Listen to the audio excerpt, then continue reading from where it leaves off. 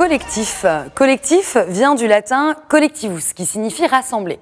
Un ensemble d'individus rassemblés constitue en effet, dans les faits, objectif du moins, un collectif. Mais suffit-il d'être rassemblé pour former un collectif ? Dans la critique de la raison dialectique, Sartre propose une distinction intéressante entre deux types de collectifs. L'un en série, l'autre en groupe. Comprenons par collectif en série une collection d'individus rassemblés, mais séparés car sans histoire collective.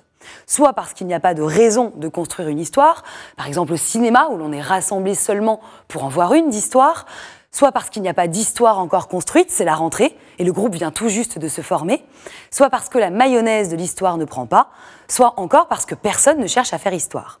Ces types de collectifs en série, on les remarque facilement. Retirez la raison première de leur rassemblement et tout s'écroule. Un film, pas de rassemblement. Un prof, pas de classe. Un boss, pas de boss, ça bosse pas. Car une série, c'est un collectif sans esprit collectif, porté par des individus spectateurs. Contrairement à un groupe, dont les membres sont les narrateurs, les acteurs de l'histoire, s'efforçant d'atteindre ensemble une fin communément visée. À l'image de la foule prenant d'assaut la Bastille, à l'image de salariés appelant au secours de leur entreprise, à l'image de tous ceux qui sont rassemblés autour d'un projet collectif dépassant leurs propres individualités.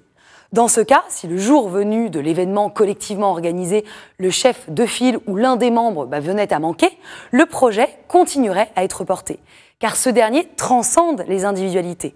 Car un groupe, ça bosse, même sans boss, puisque le groupe est le boss. Alors vous, au travail, vous formez plutôt un collectif en série ou un collectif en groupe? Sans chef de file, seriez-vous là? Seriez-vous encore là? Que feriez-vous?